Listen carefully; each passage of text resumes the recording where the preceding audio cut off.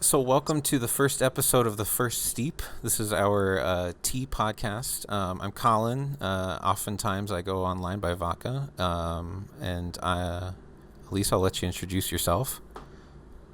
My name is Elyse, and I'm also often going by Tealet online. People know me as Tealet, but Tealet is a B2B marketplace for independent tea growers to market and distribute their teas to tea business buyers around the world. And I just like to drink tea and stream about tea, so we thought this would be a fun partnership. Yeah, this is going to be fun. We're both streamers. We met through TikTok, and then then took us to Twitch, which that's the place to be. And Yeah, this is going to be great. Yeah, we're going to learn about tea together. I have over a decade of experience working in the tea industry, learning about tea in a very deep way, and have the great fortune of having collected a lot of really incredible stories, not just of the tea and how the tea is processed, but also of the people, the people Mm. behind the tea. So Colin said, hey, we could probably have a cool little collaboration, bringing our interests together, and of course having a little bit of fun at the same time, I'm sure.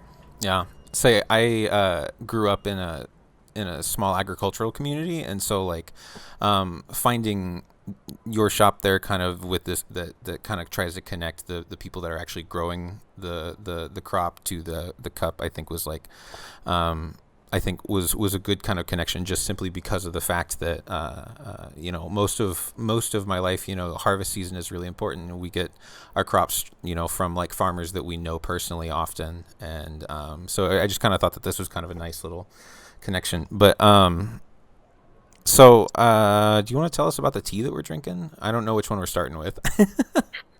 Well, I mean, we got a first flush and a second flush. It seems kind of to make sense to start with the first flush. Yeah. But so What we decided to do on this series, which we're going to be hopefully doing every Monday evening, Mm-hmm. is uh, juxtaposing two different teas as an educational storytelling experience. So um, those different pairings are going to be maybe coming from the same origin, or maybe they will be similar styles of tea from different origins. So like there's going to be some type of either parallel or contrast or complement that's going to happen with the teas. And so today, our first episode is asking the age old question, which is better, first flush or second flush Darjeeling? We'll be having some beautiful handmade Darjeeling teas from the Yanki Tea Factory in a small village called Boon,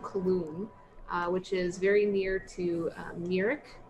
Um, oh, thanks for the view. Out of pure interest, because I know that, like, in my experience, like, black tea is fairly aromatic, and Stripe has come to say hello. I actually brought out aroma cups as well, just for the sake of, like, why the hell not, right?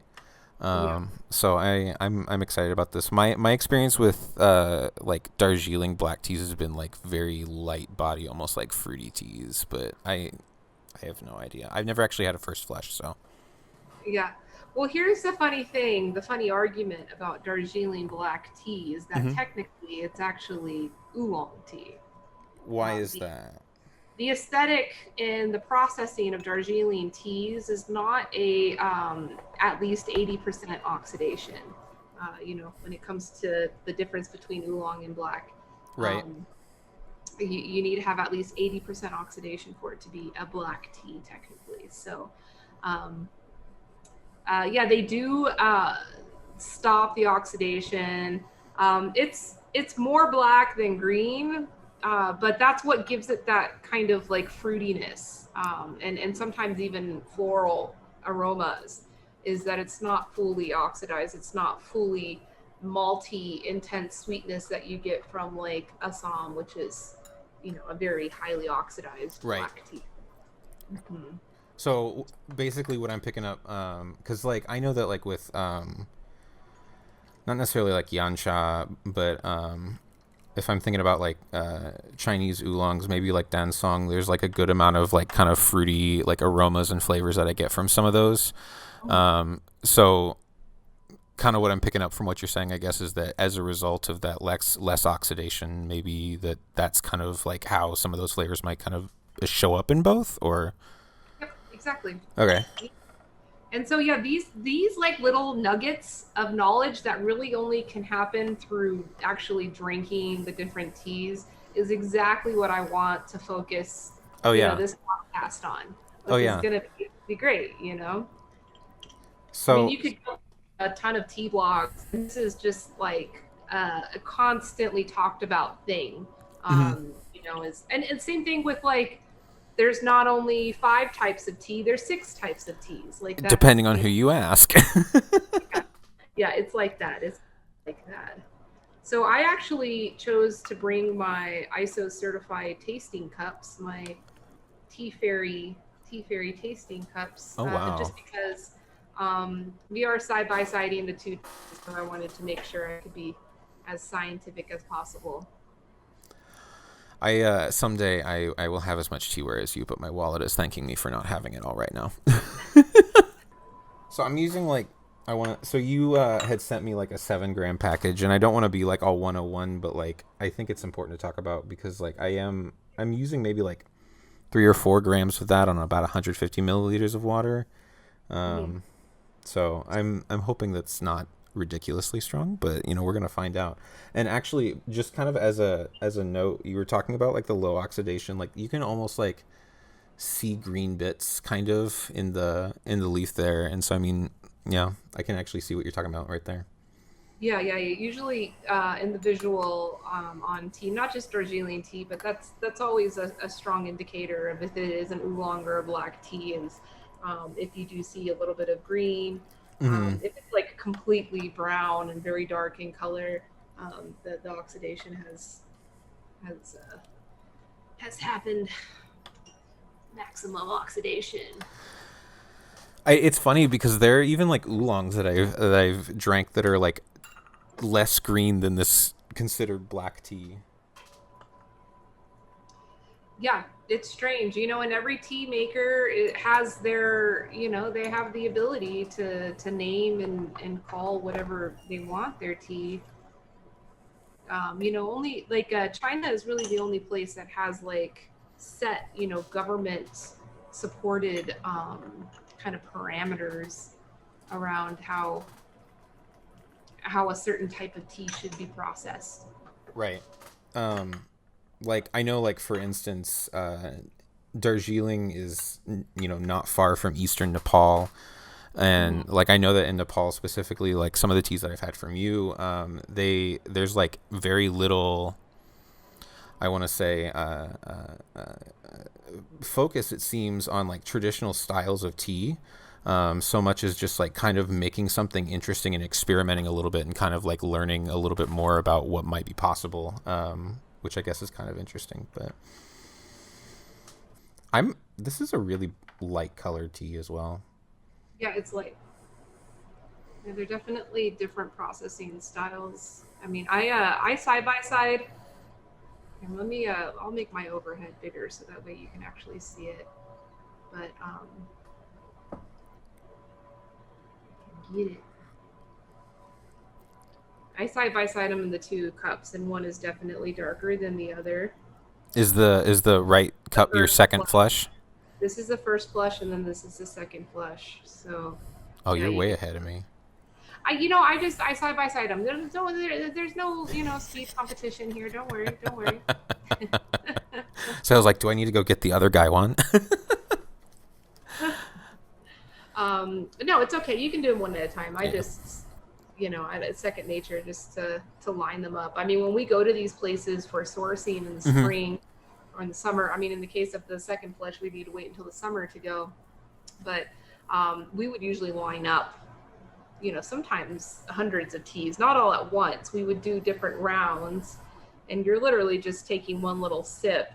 And, because this farm is very organic and high quality, the tea is palatable and easy to drink. But some of these factories you go to, like in Assam or in Nilgiri, you need the spittoon because you'll be feeling a little wrecked after sipping sip in all of those teas so quickly. But yeah, it's good fun. So, when you like tried these teas for the first time, like, did you do the side by side like this? So is this kind of like a recreating like the kind of first time, or and not to be like weird interview, I'm just like kind of curious about Yeah, that. Like, I don't want to. Yeah. definitely. Yeah, we did. Yeah, exactly. So I had, yeah, for the first time I tried these teas at the garden, and that was in the spring of 2017. I went, and you know what? I'll go ahead and show us a little video here.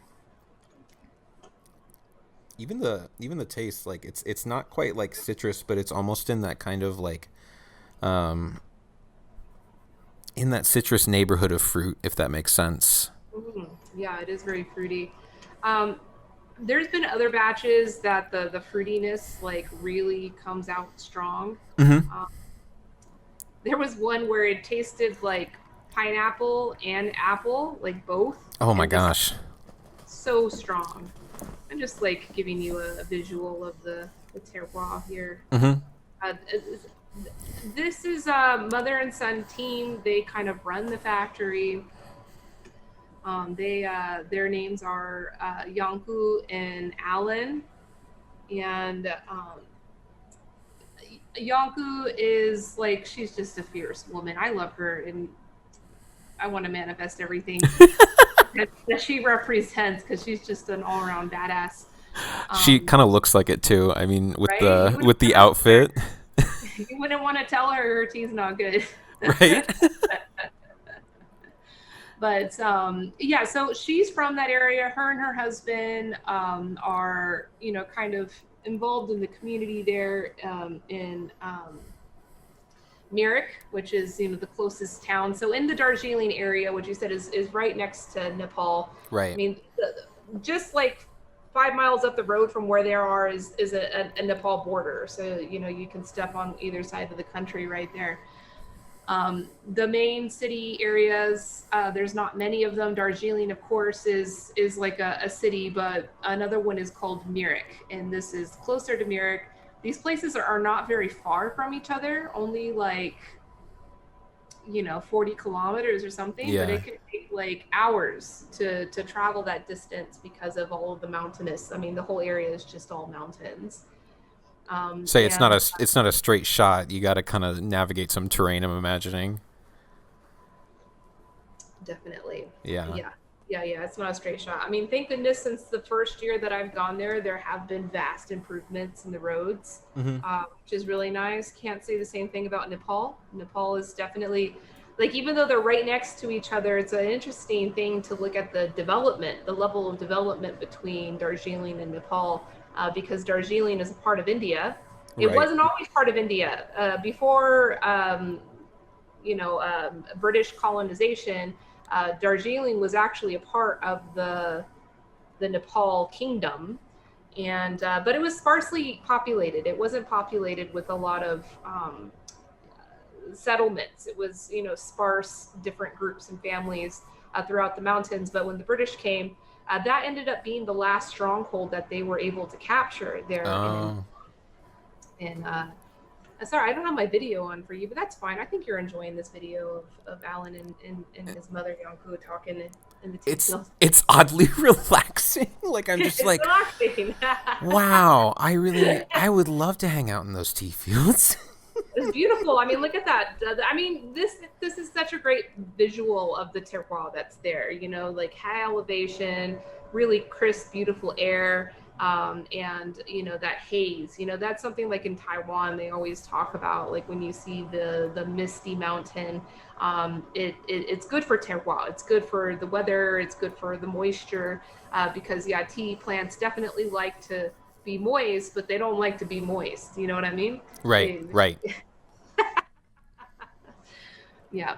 So, yeah, it was all under the Kingdom of Nepal, and then the British came, and that became their last stronghold. And actually, the Nepalese army was the only one to successfully stop the spread of colonization, and a lot of that had to do, one, with the fierceness of the Gorkha people. The Gorkha people are, Mm-hmm. the Nepali people of that area. They're known of being very, very fierce people. Also very loving and dancing and having fun-loving people, but also very fierce for their family and community. And then also the mountainous terrain, Right. which Yeah. was their advantage as well. And so the British kind of stopped there in Darjeeling. Again, there wasn't a lot of population there, so it was very easy for them to get there.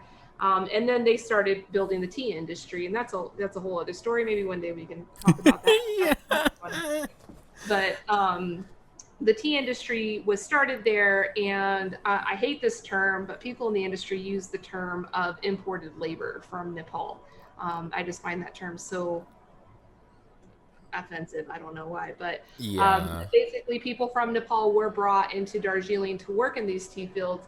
And so now Darjeeling, the whole area of Darjeeling is quite populated, and is a lot of I, mostly Nepalese people. yeah. I knew where that was going. Yeah. Yeah, which Yeah. is wonderful, But unfortunately, all of the tea salesmen, all of the people that represent Darjeeling, the brands and the people in the business, they are not Nepalese. They are, I can't generalize actually, but because it's a lot, and Yeah. I don't Yeah. want to Yeah. list, Yeah. Yeah. I Yeah. don't No, want I to list feel the you. whole I feel thing. you. But Darjeeling is part of the state of West Bengal, which is actually where Calcutta is, and so a lot of the business of Darjeeling tea is actually coming out from Calcutta, which is quite far from Darjeeling. The state of West Bengal is actually very long, Right. and kind of awkward shaped, and it's like, why is it so long? Like, Calcutta is all the way down here. Like, why?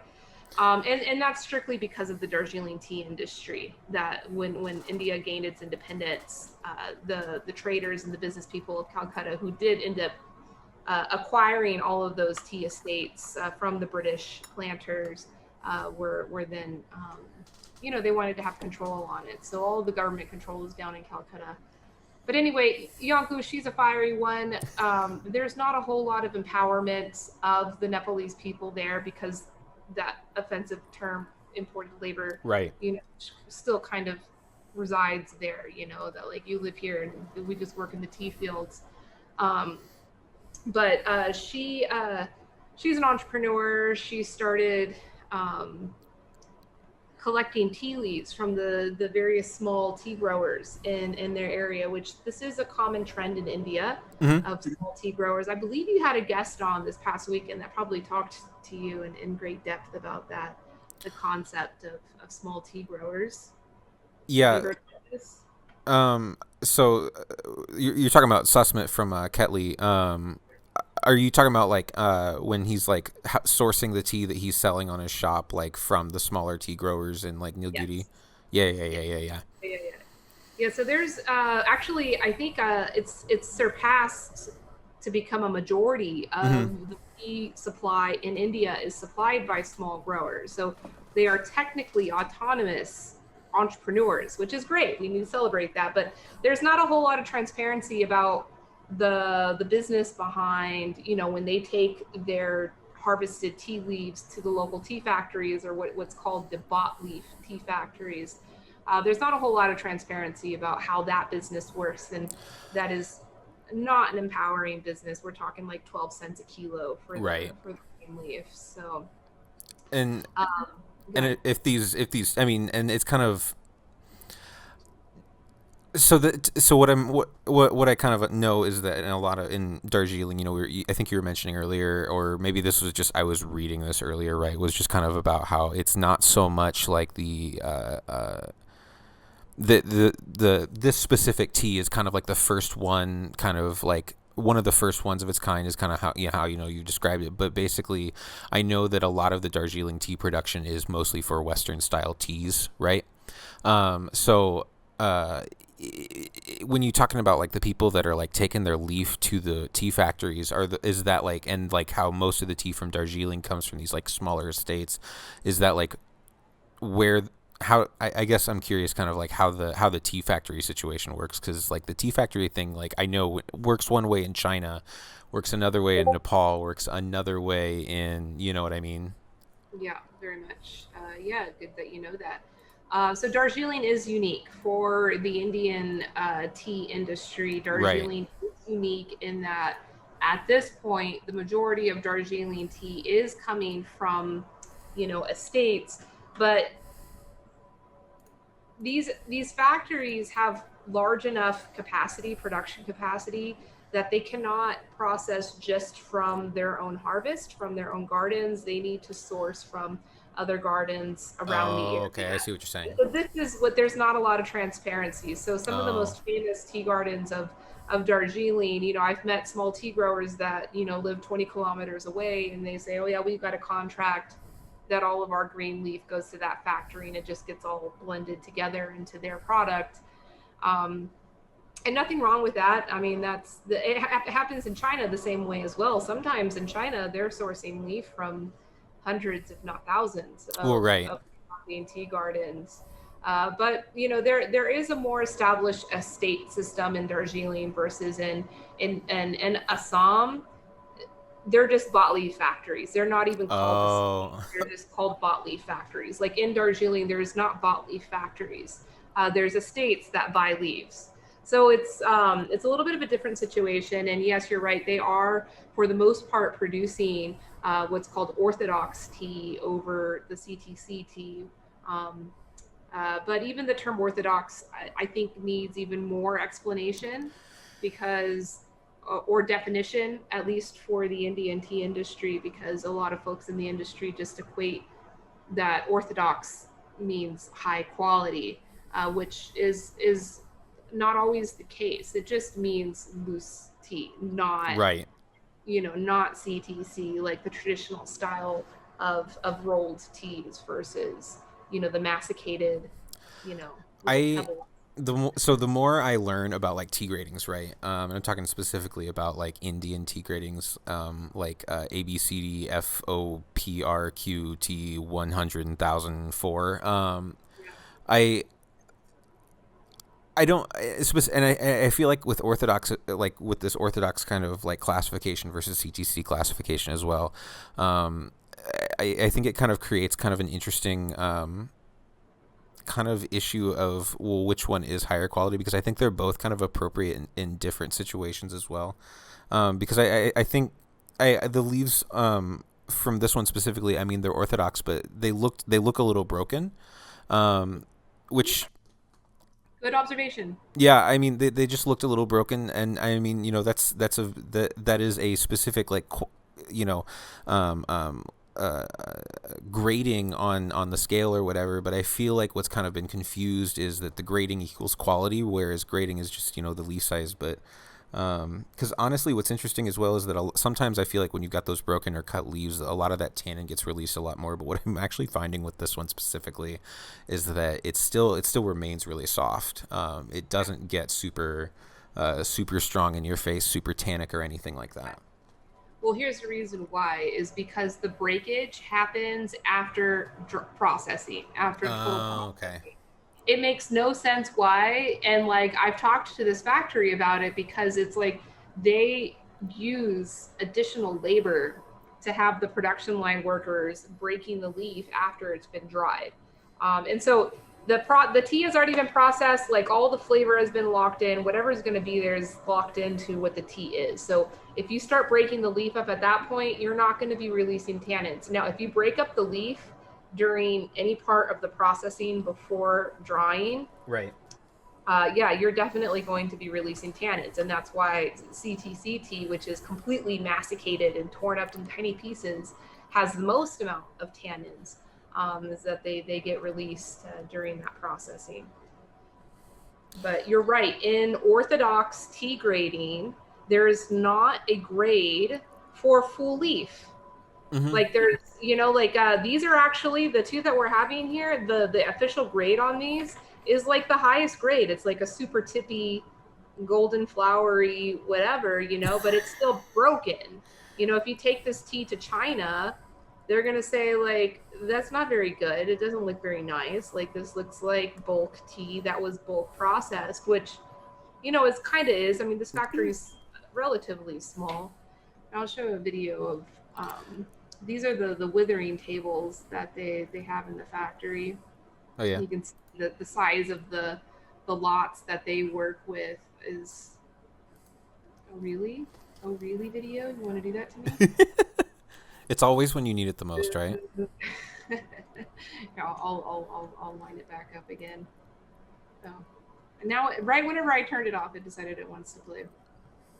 So these are the withering beds. Like that's the first step in all of tea processing is Right. withering. There's some teas that have very minimal to no withering on them, but the purpose of withering is to reduce the moisture content on the freshly harvested tea leaves to a more malleable, processable condition. So this is not like the final drying, but biggest secret of the tea industry is that this is the most important process.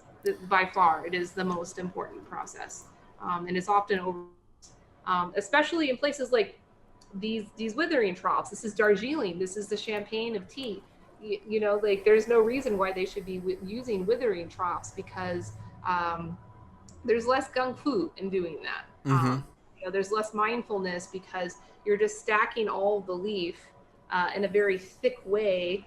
And so like, the outside layer of the leaf and the bottom layer of the leaf and the middle of the leaf is all gonna dry or wither at a different rate. And so you're not gonna get very even processing.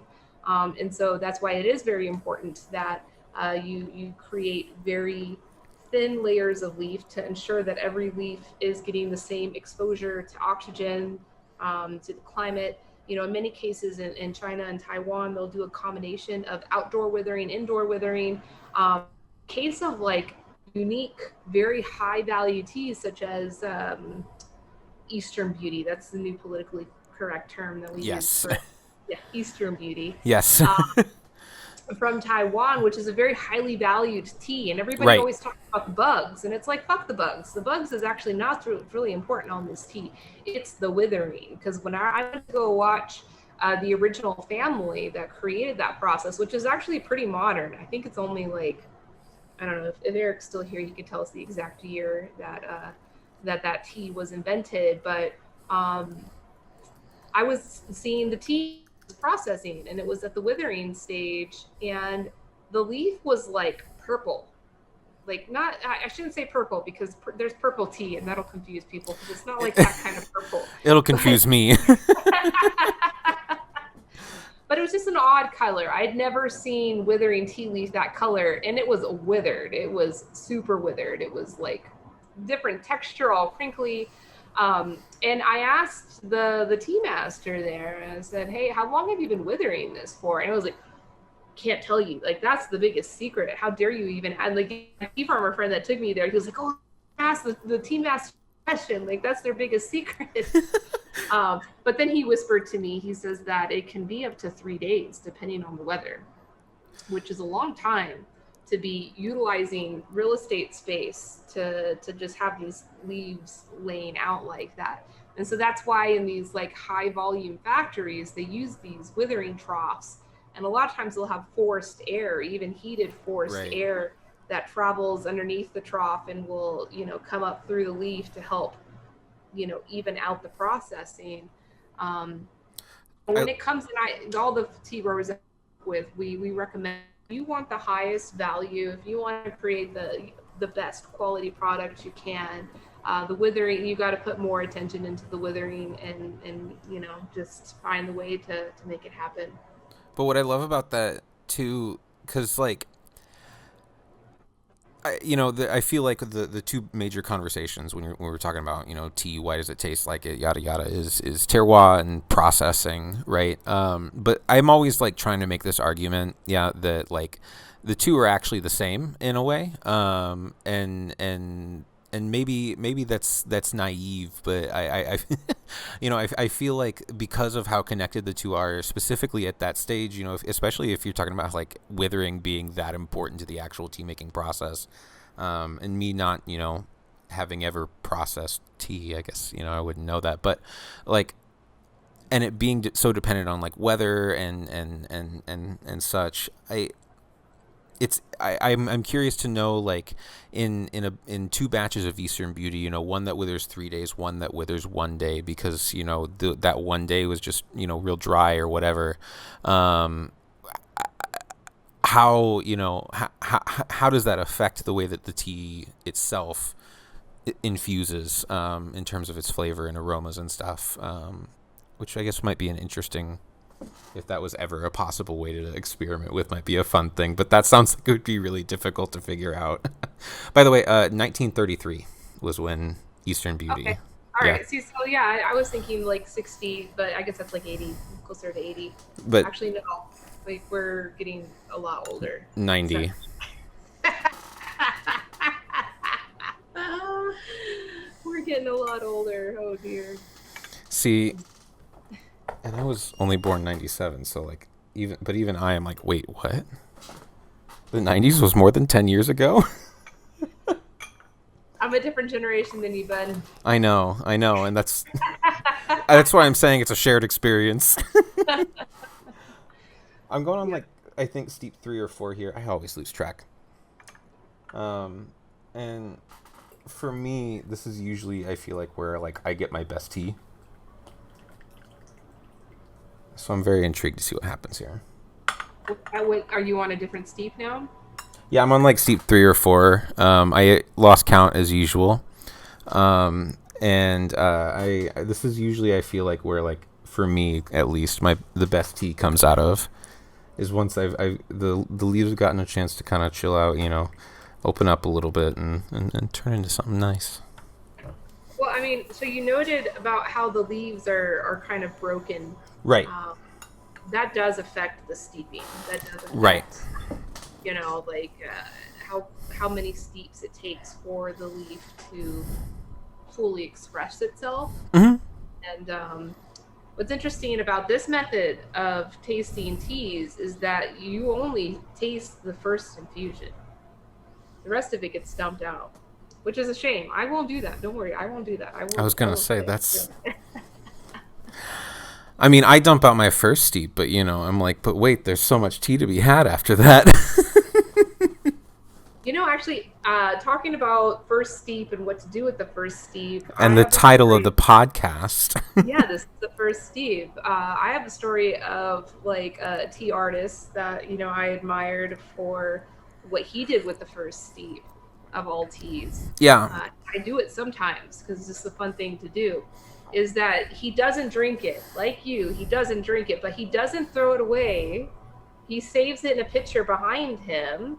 He will fully infuse and drink the rest of the tea. And then at the end, maybe half an hour, 45 minutes later, whatever it is, he will turn around and grab the pitcher of the first steep, even if it's cooled in temp, and drinking that. And it's a really cool experience because it like reminds you, it takes you back, rewinds you to the beginning of the tea. And then it's also cooled. So, when tea cools, you definitely get an alternative experience from Mm-hmm. it. So I really like that. And I experienced that in, was it Quinjo? The town that is closest to where Anchi Tiguanyin comes from. It's like the closest like trading town next to there. Eastern China somewhere. Eastern China. Yeah. In province. Yeah. It's a funny name. It's one of those names. Quinjo, I think it's. But when you look at the spelling, it's one of those. It's like, no, that's not what it is. But it's just pronounced differently. Maybe on this next one, then I might try that and pull out a second another cup and do that with the yeah. Because that's interesting. Because that's not the first time that I've heard that done. And something I've seen a lot of lately is kind of interesting kind of discussion of how to make tea right. Because I've seen some people that say you always dump out your first steep. I've seen some people say that they drink it. I've seen some people say that they like to set it aside to compare. And And then I've seen a bunch of other people entirely that just think I'm doing interesting meditation ceremonies the entire time. He's doing a ceremony. Everybody come watch. He's doing a ceremony.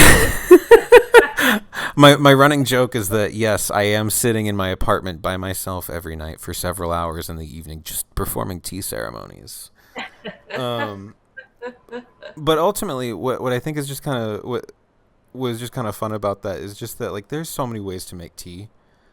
There's so many wonderful ways to make tea, and Yeah. like and I feel like as long as you're like just kind of enjoying your tea and stuff like that, it doesn't really matter what you do with it. And I'm kind of curious to try this kind of, uh, setting aside that first steep, because when it comes to like the compressed teas and all that, I'm rinsing those personally, But like Yeah.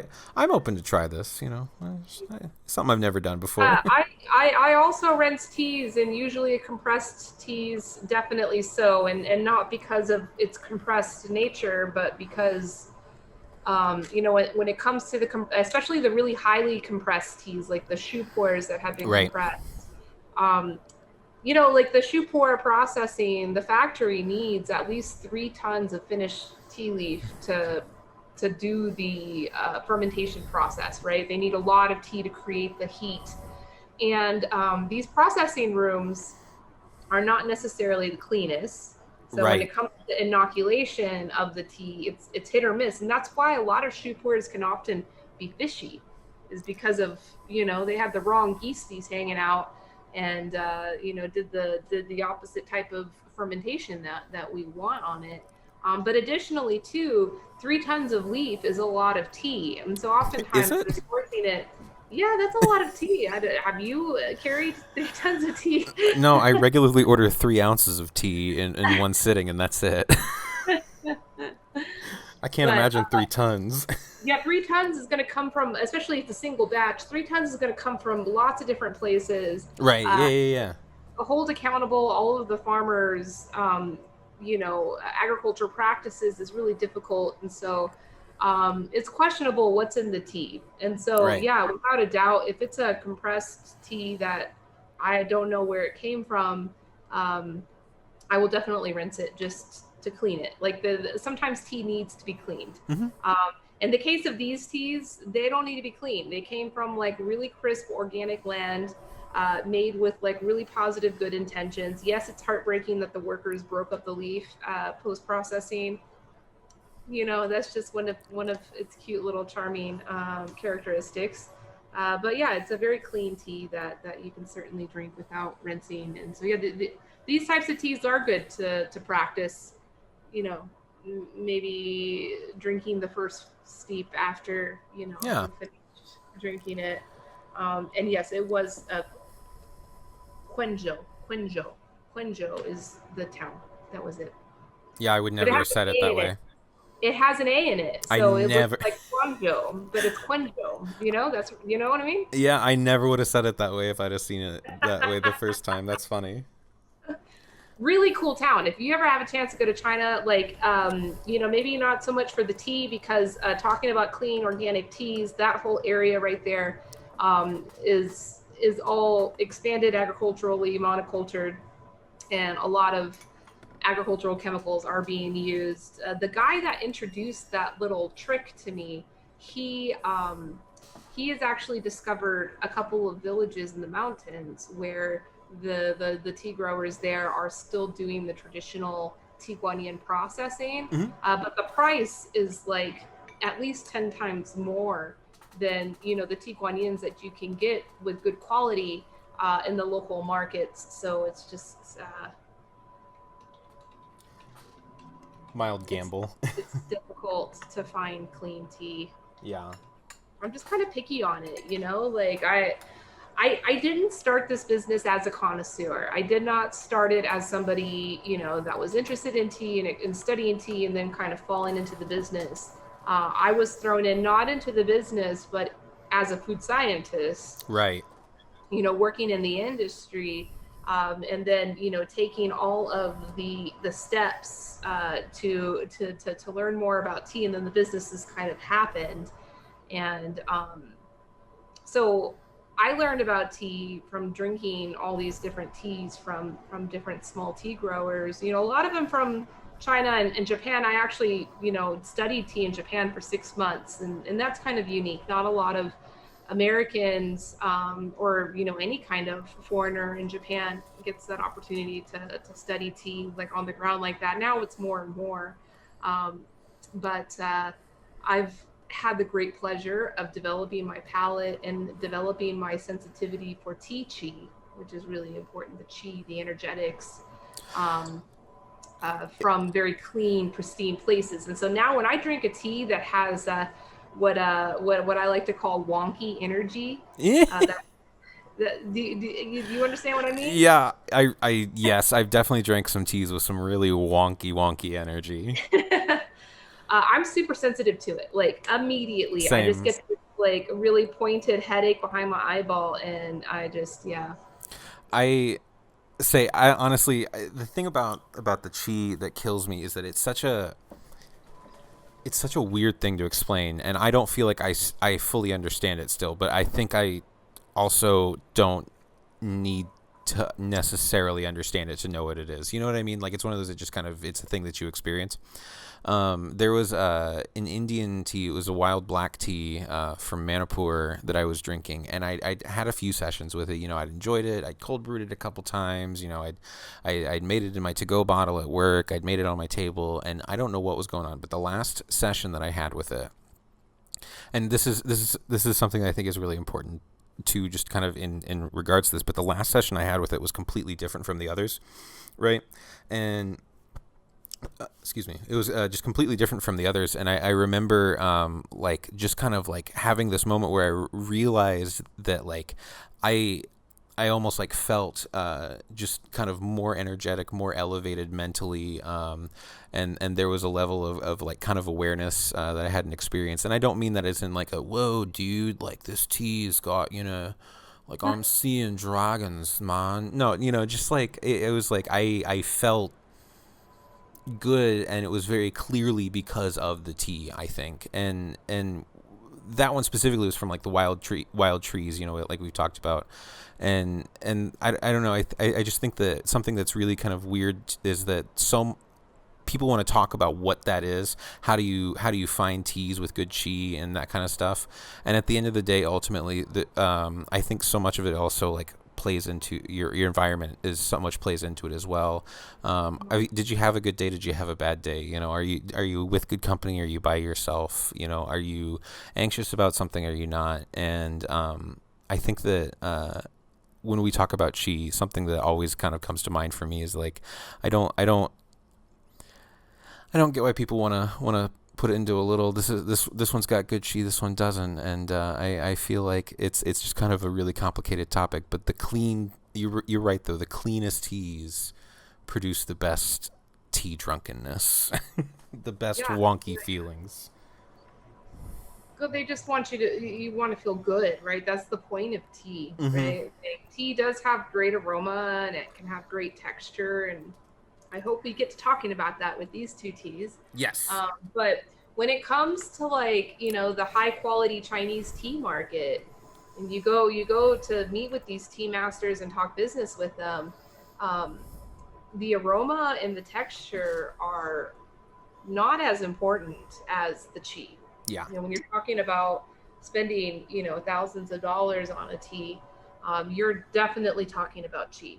And the chi should definitely be balanced. Like that's first and foremost. Like your whole body should feel balanced. If it's wonky, like oh I feel like my head's gonna explode, or my fingertips are feeling like really weird and tingly, like those are all signs of wonky energy. You want it to be balanced. And then what takes it the level above that is when you get into like wisdom, the energy of wisdom. And that's in the aged teas, Oh, or 100%. yeah, or in even, the older trees. If the leaf material is coming from an older tree, you definitely will feel, a different energy from it. So like we can talk about the energetics of these two teas. I'm not too sure what I'm feeling from them, but I'm pretty sure they're the same, because The tea garden is the same between these two teas. The processing obviously is a little bit different since one is significantly darker than the other. You haven't gotten to the second flush yet, huh? No, I haven't. I was gonna switch here soon. You should switch and save some of your first flush. You can do that side by side, and we can talk about that. But um, everything else is the same, and so really the energetic should be the same between these two teas. There's maybe some difference. I will say too, you mentioned kind of the taste and the texture and stuff. So if my math is correct, we're on steep 5 or 6 now for me. And what's interesting is that up until now it's just kind of, I've been tasting it, it's been nice, but this steep specifically, the tea got thicker almost, the consistency increased, it like started to like coat my mouth a lot more.